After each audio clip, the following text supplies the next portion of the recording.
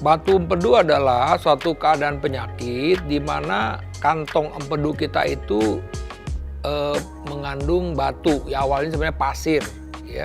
Akhirnya terjadi batu mengeras di situ.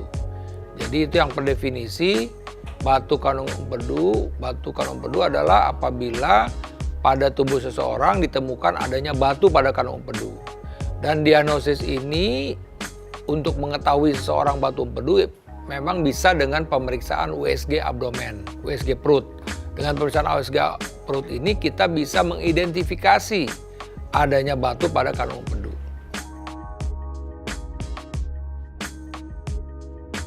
Pada pasien yang mengalami batu kantong empedu, dia bisa saja tanpa gejala. Nah, kalau yang bergejala biasanya pasien itu akan merasakan nyeri ya di daerah ulu hati ya, tembus ke belakang dan nyerinya tuh hebat. Ya seperti kolik, jadi kayak dimain-mainin gitu. Nyeri, ntar hilang nyeri. Nah, itu yang saya bilang kolik. Dan ini kolik bilier.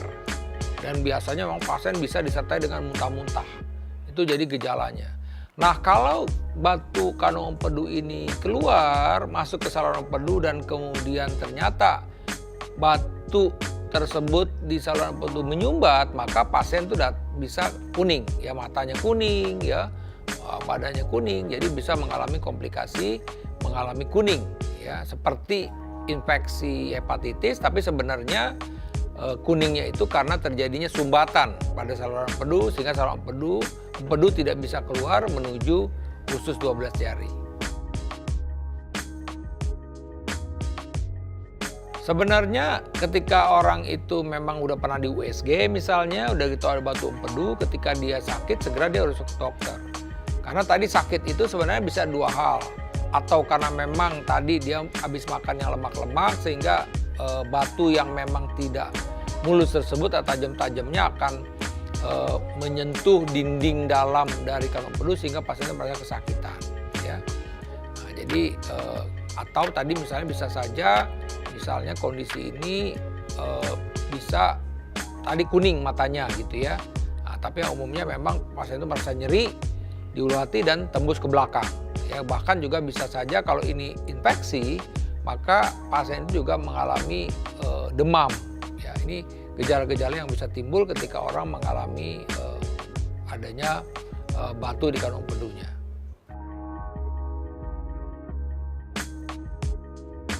Ya, batu kantong empedu ini termasuk juga penyakit gaya hidup. Jadi seseorang kenapa ada batu di kantong empedunya selain memang ada faktor genetik walaupun itu jarang, tapi yang utama adalah makanan. Jadi makanan-makanan yang kembali lagi tadi, makanan-makanan kolesterol tinggi, ya seperti jero-jeroan, seafood, ya daging yang berlemak-lemak. Ini sejatinya ya, ini bisa menyebabkan pembentukan kolesterol yang lama-lama kolesterol yang terbentuk ini bisa menimbun di mana-mana, termasuk juga di batu kantong empedu, sehingga kita bilang dia mempunyai batu kolesterol di dalam kantong empedunya gitu. Ini yang juga bisa saya sebutkan tadi, ini menjadi hal yang utama bagaimana kita harus memperhatikan makanan kita. Ya, karena kalau makanan kita ini tidak dijaga, maka dia akan menyebabkan kadar kolesterol tinggi dan ujung-ujungnya kolesterol atau lemak ini juga akan menimbun di organ-organ, salah satunya adalah organ di kantong empedu sehingga terjadilah pembentukan batu kantong empedu.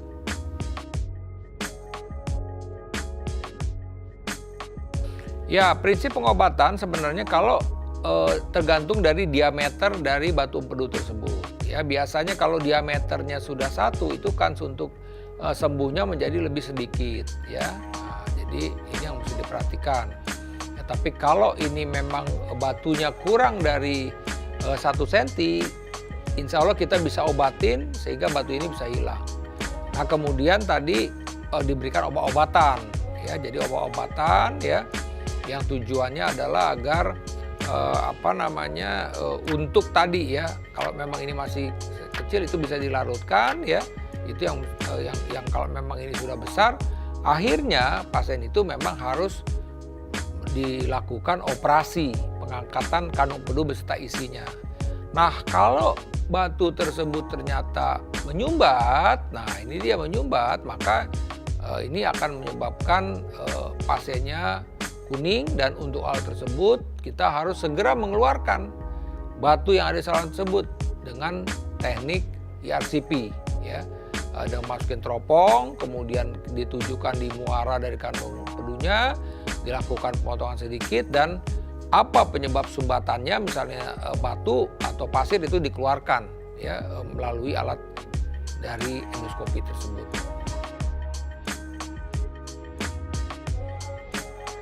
Ya, prinsipnya adalah tadi ya, gaya hidup lagi ya, kita menghindari makanan mengandung coklat, keju, lemak, dan sebaiknya juga kita jangan sampai obesitas, jangan sampai gemuk untuk sering berolahraga ya. Jadi banyak gerak lah prinsipnya ya. Mudah-mudahan dengan cara itu kita bisa terhindar dari batu kantong empedu.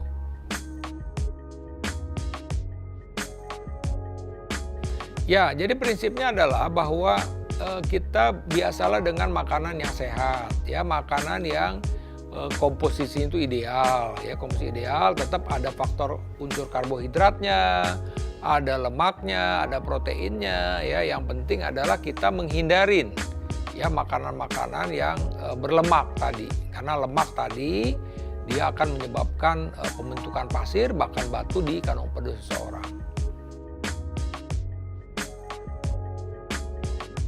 Sekali lagi bahwa penyakit batu kantong empedu ini di awalnya itu tanpa gejala.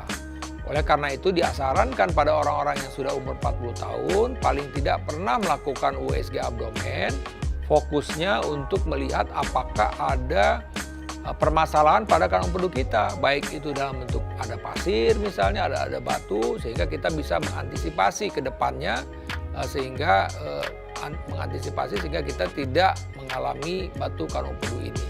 Jadi sekali lagi di awal, untuk mengetahui seseorang itu ada batu atau tidak di kantong empedunya, yaitu dengan pemeriksaan USG ya. Dengan pemeriksaan itulah kita nanti bisa mengetahui apakah kita mengandung batu kantong empedu atau tidak. Demikian penjelasan saya mengenai batu kantong empedu. Saya Profesor Ari, sampai jumpa pada episode berikutnya.